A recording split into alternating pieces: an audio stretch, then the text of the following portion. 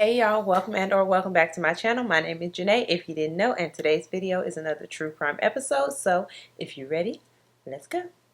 First of all, welcome to my birthday month, everybody. It is August. Oh my god, I can't believe that it is like already the middle of August. It's August 13th right now, and oh my gosh, I was supposed to record so many more videos in August and upload so many more videos than I have right now, that I have already uploaded. But we're not gonna talk about that because I'm here now, and we just gonna pretend like I wasn't gone.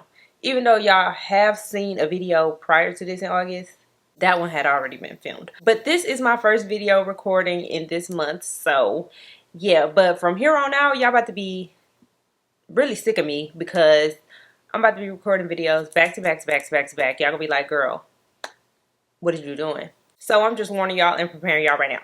But aside from that, this is my second time sitting down to record this particular case because y'all, I don't know what it is, but I'm so intimidated by this case. I've been so intimidated to film this case. I've been working on it for quite a while, and I'm so nervous. I don't know. So this is probably going to be the longest video I've ever recorded. I had to get my mind right before I recorded this, and then last time I recorded it, I just didn't like the way it came out, so I scrapped it, and here I am now. But like I said, this is going to be a long video, so I should probably be quiet and just go ahead and get into the case. So that's what we're going to do. So on April 9th, 2014, the Wake County Police Department was called to the address of 1125 Lake Glad Road in Wendell, North Carolina. However, that call would be abruptly ended before the operator could get a clear indication of what was happening at the residence. So how did we get here? What prompted this phone call to the police? To get that answer, we're going to have to take it back. We're going to have to go back a couple years, like a whole lot of years, to the beginning, like the way, way beginning of the story. And that story begins in the mid-1990s. Yes, guys, in the 1900s. Back to a time when it was just great to be a child. Like, oh, I miss the 90s so much, y'all. Sometimes I just be wanting to take it back. But this story is not about me, and this story is not about that. So it's the mid-90s, and a young lady by the name of Latanya Taylor is leaving middle school and going into high school when she meets a young man who is 1 year her junior, and his name is Nathan Holden. He was born to Antoinette Holden and Nathan Carroll on May 3rd of 1983, and Nathan's childhood wasn't the best. Although he was born into a two-parent household, he wasn't born into a loving two-parent household. And when I say that, I don't mean that his parents didn't love him. I mean that he was born into a toxic two-parent household. It might have been a loving household as well. I'm not going to sit here and say that it wasn't. But it was very, very toxic. From a very young age, Nathan had to deal with a lot. He would see his parents fighting each other all the time. He would have to deal with his dad's infidelity. As Nathan got older, he would try to interject himself in the fights and stop them from happening or stop them while they were happening. Basically trying to break up his parents' fights. In addition to the abuse, the infidelity, and all of those things, Nathan also had to deal with the fact that his mother was an alcoholic. She was trying to be a secret alcoholic, but it didn't really work because her husband knew anyway. But she was an alcoholic. She drank. But through all of the things that he was going through at home, Nathan never let that interfere with his education. Nathan was always the type of kid who would go to school. And so like I told y'all, in the mid-90s when he was in middle school, he met Latanya. And I can only imagine that for him, since they were so close, she kind of became an outlet for him. She became the person that he could talk to about the stuff that was going on in his home life, the things that he was seeing, the things that he was dealing with, the way he was feeling.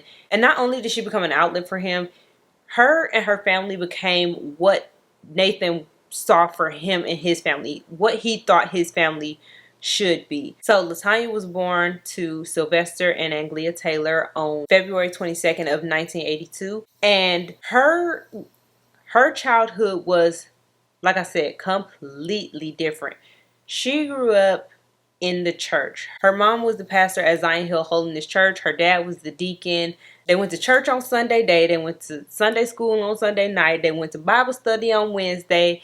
Like, the whole dynamic of her family is what Nathan felt like his family should be. So when they met and they became really close and he saw her family, he naturally just gravitated towards her because that's what he wanted. That's what he fiended for. That's what his young body yearned for. Like, his whole being said that, oh my gosh, this is the epitome of what family is. Although her dad was a disabled Vietnam War veteran who was very strict and very stern, he was also very, very loving towards them. And then her mama, she was just a saint. She was just an angel woman. She just saw the good in everybody, saw the good in everything. And to Anglia, there was a positive in any type of situation. And so that gravitation that Nathan had towards LaTanya during their friendship eventually blossomed into a relationship in a short amount of time.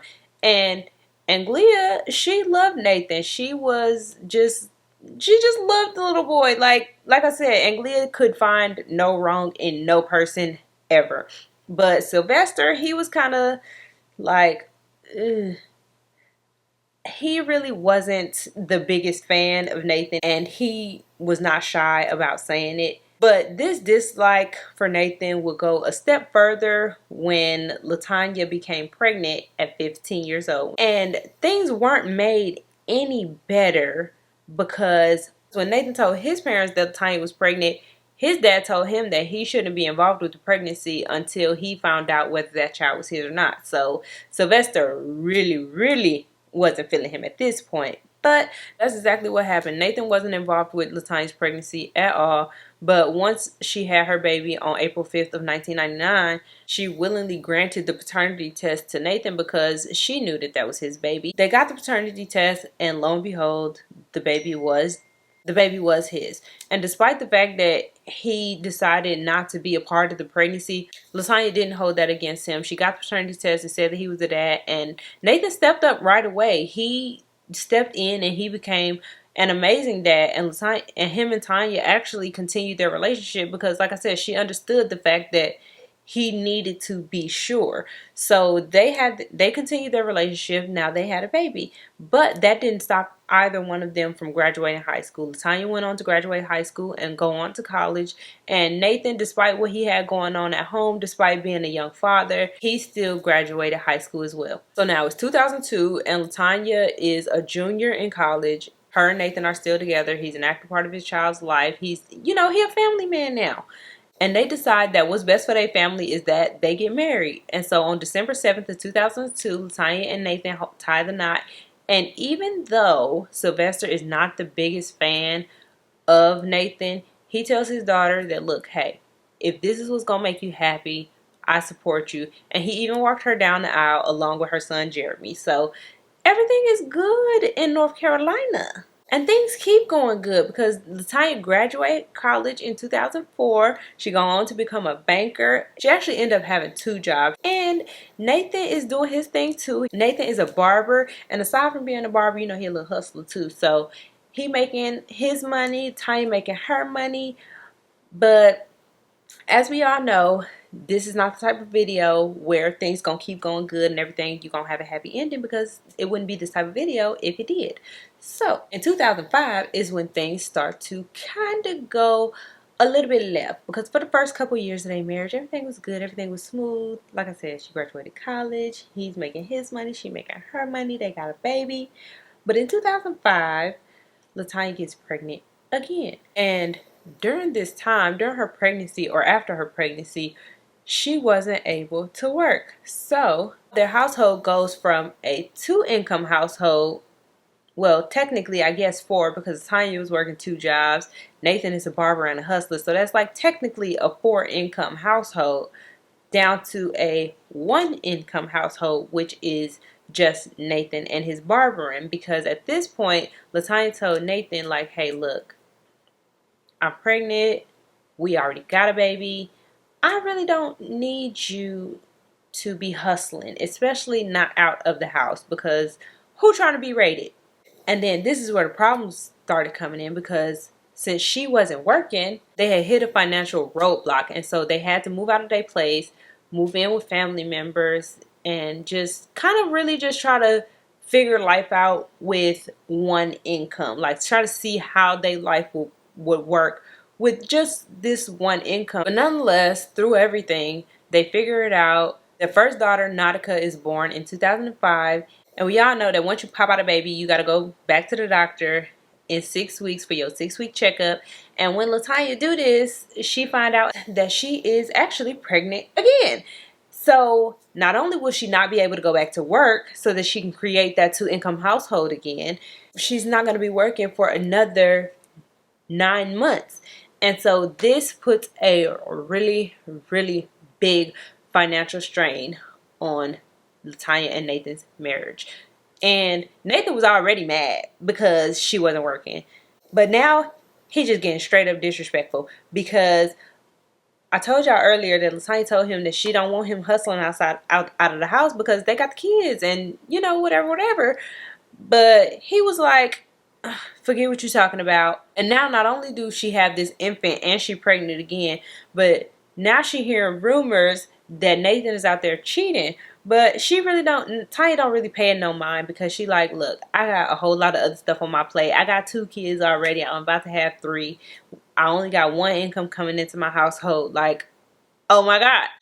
So she don't really pay the cheating rumors no attention. She kind of just brushed off her shoulder and just gets through her second pregnancy. And in 2006, she has her and Nathan's second daughter, Amber. But this is also when she decides, like, look, he cheating, so I'ma cheat too. I'ma cheat too. And so this starts her affair. And the affair that she was having didn't really last long. It only lasted for a month. But she made it a point to not tell Nathan, because she felt like if Nathan found out about her affair, she really just didn't know how he would react. So she just kept that to herself. She was like, lips sealed, I'm locking it up. So after Amber was born, LaTanya was able to go back to work. And this is the point where Nathan, he kind of just disregarded the fact that Tanya didn't want him to hustle out of the house. She told him no.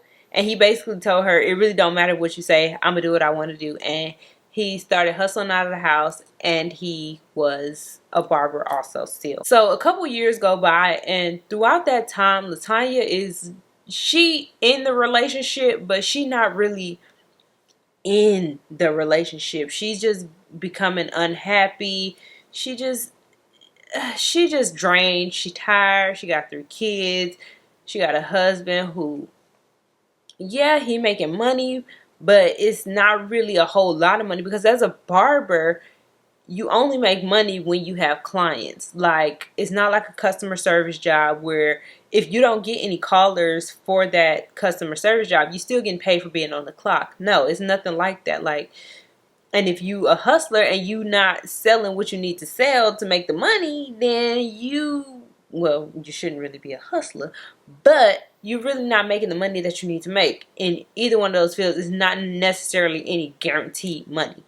And so she's just, day by day, year by year, she's just being worn down, wore out, and she just tired. And on December 7th, 2013, which was their anniversary, this is when she really, really was just like, this is really when she just started feeling like pretty much just the end of their relationship coming, because on this particular anniversary, they didn't celebrate. And while this wasn't the first anniversary that they never celebrated, this was the anniversary that she was pretty much just the most sad, because she just knew and she just felt that her relationship was coming to an end, because not only did they not celebrate their anniversary, but Nathan literally just waited around the house until she fell asleep and then left and was gone all night. So she was just, it was at that point, she kind of was just through. She knew she was unhappy, and she had expressed to people that she was unhappy, but nobody really knew that she wanted to actually leave the relationship. But even though she wanted to leave the relationship, she really just didn't know how to leave the relationships. But all that was going to change, because a couple of days later, LaTanya receives a phone call from Nathan while she at work, and he's basically just saying that she needs to come get her son. And she had about an hour left of work, but the way that Nathan called her, she kind of was just like, okay, let me just go. So she leave work and she go home. When she get there, Nathan ain't there, but her son Jeremy is. So she asked Jeremy, like, what's going on, what happened? And he tells her that Nathan had just beat him with a broom because he was outside when he shouldn't have been. And this right here, this was her breaking point. She said, you can do whatever you want to do. You can hustle out of the house. You can talk crap. You can be mad. You can do whatever you want to do. You can cheat. But you ain't going to be beating my babies. So, Tanya had decided at that point that for her and Nathan, it was no longer going to be a thing. They were not going to be an item. They were not going to be a pair. So when Nathan got home, even though she had already made the decision to leave, she wanted to hear his side of the story. And so she asked him, like, you know, what happened, what's going on. And Nathan was just pretty much like, well, he shouldn't have been outside when he wasn't supposed to be. So it is what it is. And she was just like, yeah, I'm through. I'm done. But LaTanya was a level-headed individual. So she decided that she wouldn't tell Nathan right now because she knew that tempers were elevated. She was mad.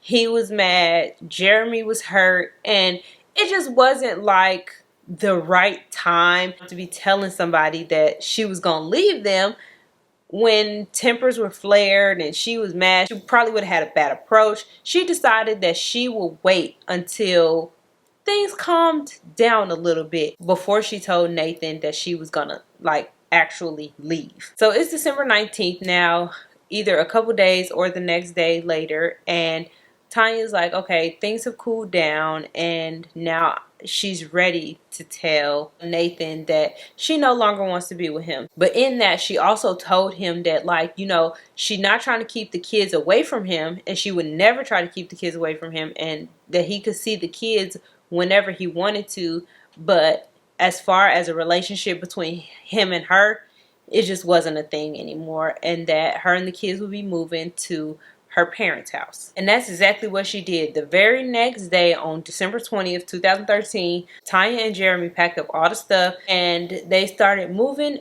everything to LaTanya's parents' house. Now it's official. LaTanya has left Nathan.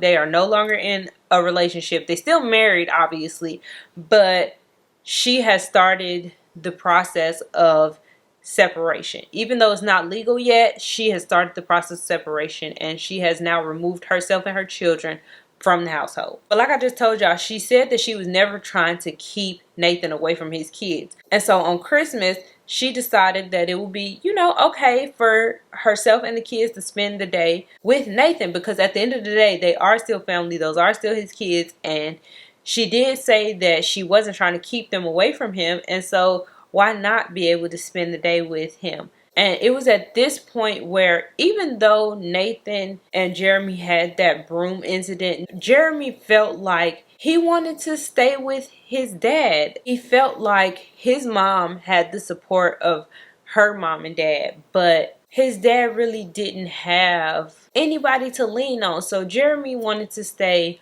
with his dad, and because Tanya wasn't the type of person to inhibit a relationship between the two of them, she decided that, okay, it's cool. So after Christmas, Jeremy stayed with his dad, and the two girls, Nautica and Amber, stayed with LaTanya over at her parents' house. And for the next week, things was pretty much just copacetic until January 1st. New year, new trials and tribulations, honey, because this is when things like started going left.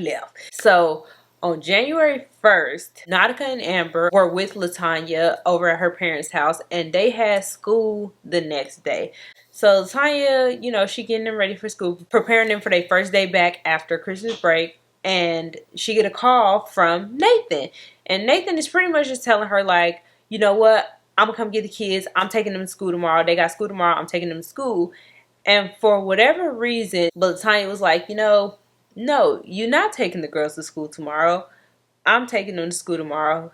And that's just is what it is. And Nathan must have got irate. He must have been upset, yelling, or doing something, because LaTanya either gave the phone to her dad or hung up on him, and then Nathan called her dad and then started talking crazy because the police were called. And so at first, when the police get there, they suggest to LaTanya, like, hey, y'all should go to the courthouse. Y'all should file for joint custody of the kids, and that way y'all have some type of set agreement where he has the kids on this day, you have the kids on this day, and then it'll just be that. But whatever happened between then and like a couple minutes later, I don't know. But somehow the officer ends up getting on the phone with Nathan, and he's talking to him, and he's telling him, like, look, no, don't come over here. Stay where you at. And when the officer get off the phone with Nathan, she tells the officer, like, look, I'm afraid for my safety, and I'm afraid for the safety of my girls. What can I do? The officer was like, you know what? Scrap the joint custody. Go down to the courthouse tomorrow, and you file for sole custody of the kids, and just let it be that. Let the courts figure it out. Once he tells Latanya that, her dad comes in, and he's pretty much just like, if he do come here, what can I do to protect my family? And he's just like, and the officer pretty much just tell him, just let the courts handle it. And that's where they leave it. And so the very next day, on January 2nd, 2014, Latanya do exactly what the police officer said. So she wakes up in the morning and she get the girls ready for school, and she's on her way to take the kids to school. And once she gets there, she sees Nathan. And so once she see Nathan, she kind of like, nah, we just gonna go ahead and head on back. So she moved back up out of the parking lot for the girls' school, and she called her dad like, look, Nathan's here. I want you to grab the girls for me, and then I'm gonna go down while I go down to the courthouse and do what the officers told me to do. So her dad does that, and he meets her somewhere. He grabs the girls, and Latanya heads on over to the courthouse. So she gets to the courthouse, she parks in the parking deck, and she goes up to the floor where she is about to fill out paperwork to file for sole custody of her children. And while she's at the courthouse, while she's up there, she get a text message that says, what floor you on? And this text message was from Nathan, and that scared her. But either he followed her there, or he knew that she should be there. But either way, it scared her, and she called her dad like, look, daddy, I can't do this. I'm about to come home because he texts me, he know I'm here, I can't do this. And so she leave. Before she can even get seen about any type of paperwork, she just leaves and head back to her car. And so now when she gets back to her car, Nathan like kind of skirt up and like behind her car so that she can't leave. And so now this makes her really think that like he followed her up there, because this is a parking structure. This is a parking deck. You would have to ride around each level to know where somebody is parked at. And so now at this point, she's scared. She can't back up because his car is in the way. And he hops out of his car and he is going off, y'all. Like, and even though Tiny's scared, she's trying to keep a level head. She's like, okay, look, we can go somewhere and eat. I haven't ate nothing yet. We can go eat. We can talk about this. Like, you don't have to do this. But she pretty much just couldn't get a word in edgewise because he was really just like going off, like yelling. But she finally was able to tell him like, look, we can talk about this. Just follow me and I'll find somewhere for us to eat and we can talk about this. So she goes to the entrance of the parking structure, and it's one of those parking structures where it has a gate where you have to pay, and then the gate come up, and then, you are able to leave. So she paid her fee, and as soon as that gate come up, baby was out of there. She hit it. She smashed off and tried to like just leave, but Nathan was right behind her. He was on her ass. And Nathan, he noticed that she was trying to get away. So he's behind her and he ends up actually pulling up to the side of her and damn near ramming her into like the bicycle lane, like where you ain't supposed to be. And she is absolutely terrified. So she finds it's not a parking deck. It's actually just like one of those random parking lots. I don't know if y'all have it in y'all downtown, but it's just a parking lot that's downtown where you can pay to park. And so she goes into the pay to park parking lot and he follows her into there. And she was very strategic with this move because the parking lot that she parked in was right across the street from the public safety building. So it should have been a whole bunch of police officers like just readily at her service. And so she gets out of the car and goes to like the little pay station. Because y'all know like in the parking lot you can't pay like at the stall. You put in your parking spot number and then you pay type of deal. And so she goes up to like the little parking little meter spot, and she's trying to put her change into the parking meter. I keep calling it the parking meter, but I don't think that's what it's called. And so she's trying to pay at the pay station, and Nathan is constantly like going off, telling her like, you know, you trying to get away from me? What the fuck is you doing? You trying to file papers on me? And he actually ended up putting his fist to her face, like, you know, smashing his fist. He didn't punch her. I want to make that clear. He did not punch her, but he did push his fist into her face and was just like, you know, I don't know what I could do. I could hit you right now.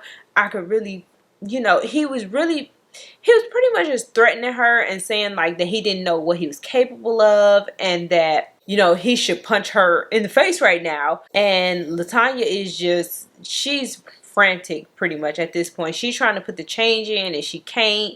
People are trying to help her, but I mean, I think that is so weird that people were trying to help her pick up her change, and they saw that she was in distress and saw that she was distraught, but they didn't necessarily intervene and try to take Nathan away from the situation or take her away from the situation. But in any event, they ended up going to a bench that was right across the street from the public safety building that was kind of like in front of the parking lot.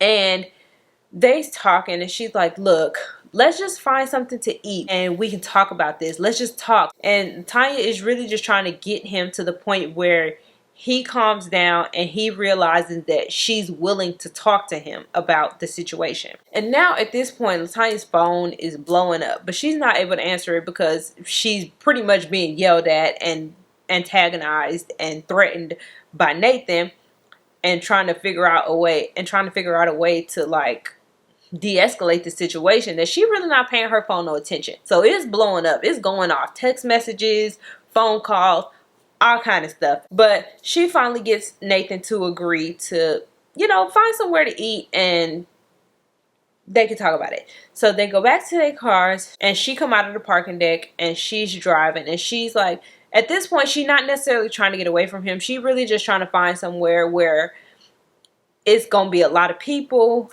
and she'll feel safe in a place where, you know, they about to go eat. So she basically just trying to find a place where they can eat and she can feel safe at the same time. And her phone rings again. And at this point, she's like, okay, I'm in the car. I'm semi-calm. Let me answer the phone. So she answers the phone, and it's a resource officer from Jeremy's school. And she like, hello? And so when she get on the phone with him, he asked her, you know, where's Nathan? And in her mind, she like, first of all, how the fuck do you even know who Nathan is? But in any event, he's behind me. We about to go get something to eat. What's up? And the resource officer pretty much just tells her like, don't go eat with him. You need to get yourself to safety. Your brother called the school and said that Nathan told him he was going to kill you and the kids today. And you need to not be meeting up with him. Like, go get some help. Because this whole time while her phone was blowing up, it was her brother. He was trying to get in contact with her because this whole time while they're at the courthouse, while she's being run off the road, Nathan is texting LaTanya's brother. Some of the text messages that Nathan sent her brother, Sylvester Jr., said something to the effect of, I'm about to react. I'm sorry. And LaTanya's brother, he's trying to calm Nathan down, and he's telling him like, look, God got y'all. Everybody can work this out. It's going to be okay. Don't worry about it. And Nathan pretty much just texts him like, fuck it. Like, pretty much saying that he was going to end everything today. He can't have Tanya and the kids. Nobody can. Like, just F it all. And this concerned her brother enough for him to keep calling her. And then eventually when he couldn't get in contact with LaTanya, he called their dad. And their dad in turn called the school because Nathan was threatening to kill everybody. So he's trying to make sure that Nathan don't have access to his grandson because he already has his granddaughters. And so that's how the resource officer got called. So if y'all lost, let me just give y'all a quick little recap. Nathan is texting LaTanya's brother, telling him that he gonna kill LaTanya, the kids, and him today. LaTanya's brother is worried. He calls his dad, which is Sylvester, Tanya's father as well. And so Sylvester ends up calling the resource officer so that Nathan is not able to get Jeremy from school, because at this point they don't know whether Nathan is with LaTanya. They don't know whether Nathan is trying to get the girls from school or Jeremy from school.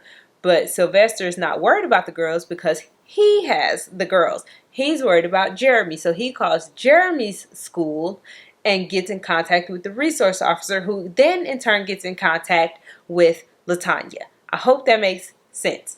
But so now LaTanya's on the phone with the resource officer, and he's telling her, like, get to a safe place. Do not meet up with Nathan. So at this point now, she's speeding through traffic. Nathan is behind her. She's afraid, and he's like waving his hands all in the air like, what are you doing? And she's trying to keep a level head. She's like, follow me, follow me. She eventually spins the block and returns to the front of the public safety building.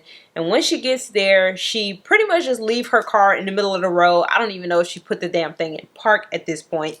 And she runs into the public safety building and tells them that her husband is trying to kill her and that she needs help. So they bypass all of the, like, I guess, legalities, and they get her into a separate room. They let her fill out the forms, and she is able to file for sole custody of the kids. And she is also able to file a domestic violence protective order against Nathan.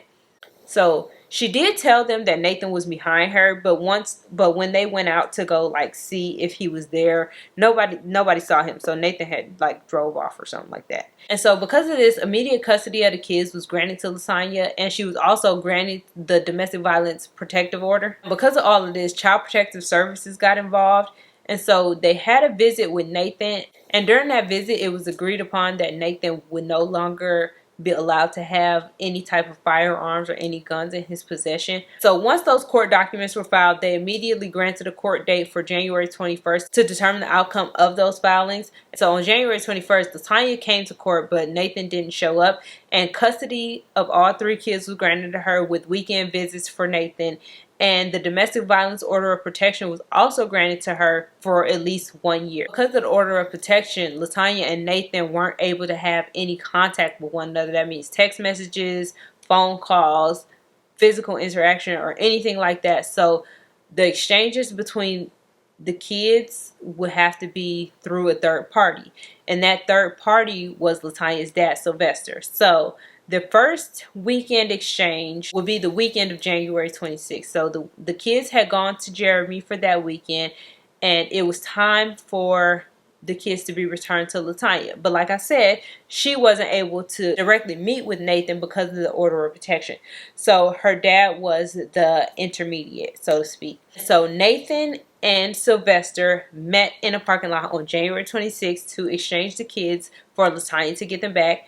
And things didn't go as smoothly as they could have gone. So when Sylvester pulled up to meet Nathan to exchange the children, Nathan wasn't by himself with the kids. Nathan was with his dad and his brother. And the fact that Sylvester was alone, he kind of felt intimidated, and he kind of felt like they were there to cause problems. But he tried to make the best of the situation, even though he felt uncomfortable. He spoke to Nathan's dad, Nathan Carroll, and he, gave his, extended his handshake, talked to him. And then he went to extend a handshake to Nathan, but Nathan was pretty much not really trying to hear none of that. He kind of like ignored him. Nathan and Sylvester ended up exchanging words, and once Sylvester left and got back to his house, he let the girls get out of the car, but he held Jeremy back and had basically started fussing at him, telling him how he had felt set up, and how basically Sylvester just didn't like the situation that he was put in, to where he was confronted by Nathan, his dad, and his brother. And Jeremy, being a 14-year-old boy, he wasn't really trying to hear what his granddad was talking about. He basically told his granddad, like, it wasn't even like that. They all kind of just came. It wasn't like a setup. But all the while Jeremy was on his phone paying attention to his phone, and this pissed Sylvester off. So Sylvester ended up slapping the phone out of his hand, and Jeremy like freaked out and ran away. So because Jeremy ran away, Sylvester called the police because I mean his grandson had just ran away and he didn't know where he was going. So Sylvester called the police, but what he didn't know was that Jeremy just ran to the neighbor's house. I mean, it wasn't like the closest neighbor where they was like right next door. But anyhow, Jeremy ran to the neighbor's house and he ended up calling the police as well. And so when the officers got to where Jeremy was, Jeremy basically just explained that his granddad pretty much just assaulted him. He slapped him, slapped the phone out of his hand, and he just pretty much explained to the officer the situation that had just happened.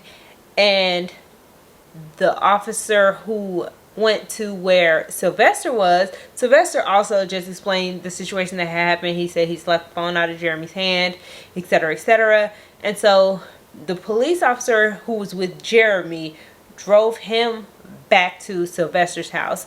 And the consensus pretty much was that the two of them needed to stay away from each other, just have a little bit of time apart. Jeremy to go to his room, Sylvester stay at the part of the house that wasn't Jeremy's room, and that they just pretty much needed to cool off. It wasn't a big deal. And so that was the consensus for the night. But the very next day, on January 27th, since CPS was already involved with this case, they had to come out to the residence again. And once they talked to Jeremy, Jeremy stated that not only did his granddad slap the phone out of his hand and hit him, he also stated that his granddad pulled a gun out on him. And because of this, on the next day, January 28th, CPS had to come out to the Taylor residence again to talk to Anglia, Sylvester, and Latanya. And they had to come up with a safety plan because, again, guns were involved. So the CPS worker and the Taylors, they also agreed upon a no firearms, no guns order in that household. And so a couple of days goes by, and on January 30th, because of the incident that happened on January 26th, Nathan files for immediate emergency custody of all three of his children because he says he feels that his children are in danger while they're in the custody of their mother. So he files for the emergency custody, and it is granted to him on January 30th of 2014. Although this was one of the lowest points and most saddest points in Latanya's life, she does abide by the agreements of the court to where Nathan has complete and sole custody of all of the children. But she knew that she would have a fighting chance because they did have a court date that was set for February 10th of 2014, and she would present her case at that trial. So she decided, okay, she gonna follow the agreements of the court from January 30th, but they got a court date on February 10th, so she's not really, she's sad, but she's not really too much worried about it because she knew that she would have a fighting chance. And she did, because on February 10th, when they went to court for this custody agreement, it was determined that Jeremy would be staying with his dad, and the girls, Nautica and Amber, would be staying with Tanya, but they would both have alternating weekends. So one weekend, Nathan would have to give Jeremy to Latanya, and she would have all three kids. And then the next weekend, Latanya would have to give the girls to Jeremy, and he would have all three of the kids. It was a custody agreement that pretty much just worked out for everybody. Both of the parents would get to see all three of the kids every other weekend, and then throughout the week, Nathan would have Jeremy, and then Tanya would have the girls. And this is how the custody agreement went from February all the way until April. They would alternate weekends like they were supposed to, and everything was pretty much going good until April. April 5th is when things started going pretty much south again, because that was Jeremy's birthday. And on Jeremy's birthday, Nathan decided that he was going to have him a birthday party. And initially, Latanya was supposed to come to the birthday party, and she was supposed to provide the cake for said birthday party. But because of the protective order that was still in place, Latanya decided that it wouldn't be the best idea for her and Nathan to be intermingling in the same circle, in the same vicinity, at the same time, because that could potentially mess up their whole thing. It would just be a whole mess. And so she decided that it wasn't a good idea for her to come to the birthday party that Nathan was throwing for Jeremy, especially since she had done something for Jeremy the weekend prior. But Nathan didn't see it that way.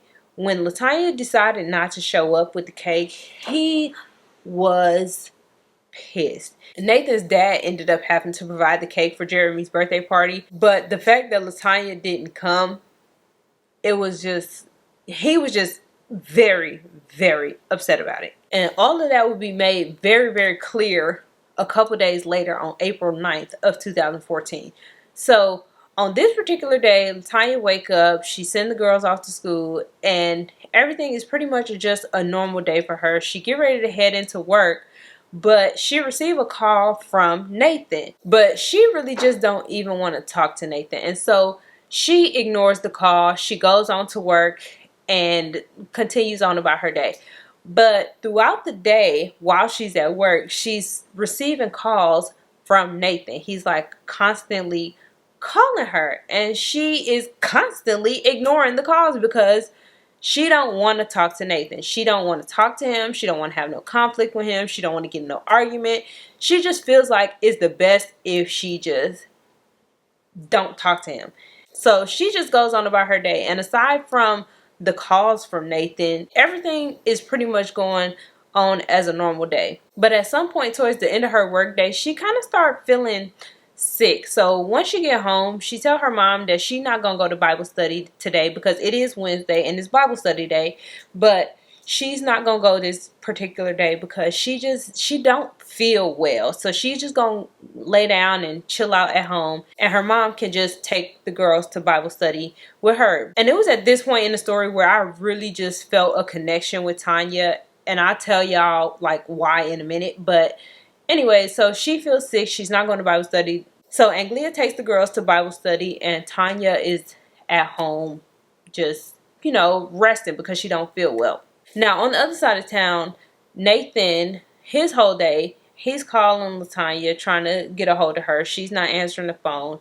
And when Jeremy gets out of school, he asks Jeremy, do you want to go see your mom? And Jeremy, not thinking nothing of it, he just, yeah, I do. So Nathan, he takes Jeremy to the church where Tanya is supposed to be, and he sends Jeremy inside, to go see his mom. But Jeremy comes back to the car and he tells his dad that his mom's not in the church. She's not there. So they go on about their business. They go to Sonic, have a good little father-son date or whatever. And that's that. So back at the Taylor household, Anglia comes back with the girls after Bible study around 9:30 p.m. And she's in the kitchen preparing food. Tanya's in the room still chilling. Amber is in the kitchen with her grandma, and Nautica goes into the room with Latanya. And it's at this point where Tanya's laying in the bed with Nautica. Jeremy comes running in the room and he pounces on the bed, and Tanya's in the bed and she's like, oh my God, don't jump on the bed. I'm like, I don't feel well, but what is you doing here? It's a weekday. You're not even supposed to be here. And Jeremy tells her, I don't know. Dad wanted to see you.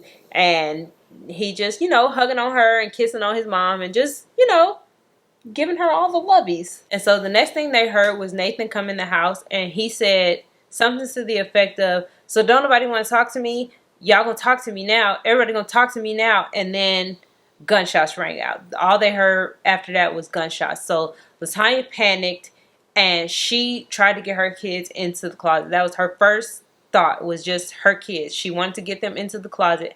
However, the room that they were in, the closet was too small and there was just too much stuff around. So she rushed them to the next room and she got them into a closet and she called the police. Now, as she's on the phone with the police, the only thing that she was able to get out of her mouth was that her husband was there and that there were gunshots. And that's the only thing that the dispatcher was able to get, because as soon as Latanya got on the phone and said that, Nathan came into the room and he started to pistol whip her. So as he starts to pistol whip her, Latanya is trying to plead with Nathan and saying, she said, babe, we can talk about this. And that right there just enraged him even more.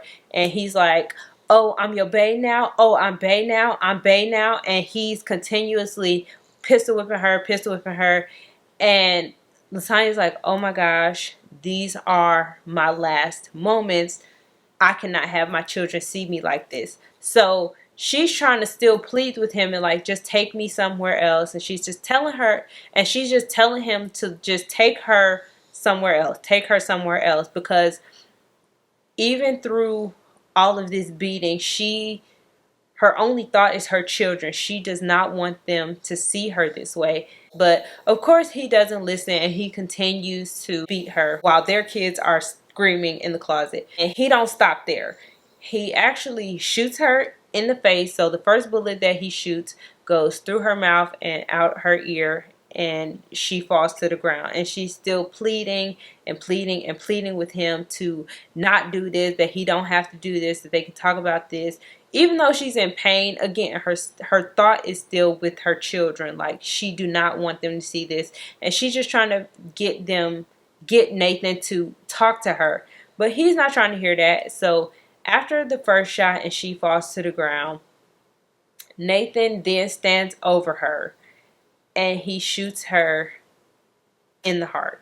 So after he shoot her in the heart, he set his wallet on the nightstand, and he calls the police and tells them there's been a shooting, and then he opens the closet door and hands the phone to Jeremy and tells the kids that he loves them, and then he tells them that the police should be there in a minute, and he leaves. He leaves his kids there to see their mother dying. And so Jeremy comes out of the closet and he sits there with his mom as his dad leaves the scene. And so eventually the police and the paramedics arrive to 1125 Lake Glad Road. And at first they need to clear the residence. So before the paramedics can even get into the residence, the police have to clear it. And they have to go room by room to make sure that the suspect is not there and that there's no threat to themselves, or that there won't be a threat to the paramedics or the EMTs. And so they go through and they clear each room, and that's when the paramedics can come in. So the paramedics come in and the police direct them to a room with a woman who is lying on the ground with one gunshot wound to the chest. In that room is where paramedics find the body of Anglia Taylor. She was shot once to the chest, and they found that there was nothing that the paramedics could do for her. Anglia Taylor was no longer alive. And so the next room that the paramedics were directed to was the room where LaTanya and her children were. And surprisingly, LaTanya was still alive. She was, clinging to life, but she was alive nonetheless. And so the paramedics get to her. They can't really perform CPR because she does have a gunshot wound to the chest. So just in case any of you are in that situation, please do not try to perform CPR on anybody who has a gunshot wound, especially to the chest, because you could do a lot more damage than you could do good. But anyways, the paramedics grab LaTanya and they rush her to the hospital, where they try to provide life-saving measures for her. And while she's at the hospital, the police are still obviously at the house, and they're talking to the children. And so pretty much Jeremy, while he's with the police officers, he tells the police that it was his dad who committed this crime, and that it's his dad that they're looking for. And they describe the vehicle, and he describes the vehicle that his dad is driving to the police officers. And so they set out on a manhunt for Nathan Holden. So eventually, about an hour later, they find Nathan Holden's truck, and it's parked in front of this man's house. So they knock on the door of this man, and they find out that this man has known Nathan for Nathan's whole entire life, and that Nathan did in fact come by the house and use this man's phone a little bit earlier that evening. Nathan asked to use his phone. He called somebody, and all he heard him say was, "Take care of my kids, man. I'm out of here." He didn't know who Nathan called or what else the conversation was about, but that's all he heard. And so the police took his statement, and then they left, searched his truck, and obviously went to still continue to look for Nathan. And so remember, I told y'all Nathan left his wallet at the Taylor household. They knew where Nathan lived. So despite finding his truck, after finding his truck, they ended up going to his residence, but they don't find Nathan anywhere. All while this is going on, still back at the Taylor residence, the other set of police are still searching the place and, just scoping it out, because it is a crime scene. So they still have to process the crime scene. and they ended up going into the field, like the back part of the house where there's like a shed and stuff like that. And behind this shed, they find another victim, and that victim is Sylvester Taylor. He had been shot a total of 4 times, and there were no signs of life in him either. So now they have another victim, and they relay this to the set of officers who are at Nathan's house trying to find him. So because of where Nathan's house is, it's on Holden Acres, and there's like a forest, I guess. It's not really a forest, it's just like a set of trees. I don't know, is it a set of trees? I don't know. Anyways, there's trees behind his household. And so the police decide that, once they finish, and so the police decide to send a set of officers off into this like tree foresty area, and they are met with gunshots. The officers who has been sent into the woods with the canine have found Nathan, and he started shooting at the officers. The officers obviously fired back, but fortunately nobody was hurt in this instance, not the dog, not the officers, nor Nathan. But they do take Nathan in, and this is quiet as a mouse. He ain't said nothing. But they do know that this is their suspect. So now back with LaTanya, I told y'all that she was rushed to the hospital so that they could try to perform life-saving measures on her, because even though she was shot twice, once in the face and once through the heart, she somehow miraculously was still alive. And so back at the hospital, the team is providing, trying to provide life-saving measures for her.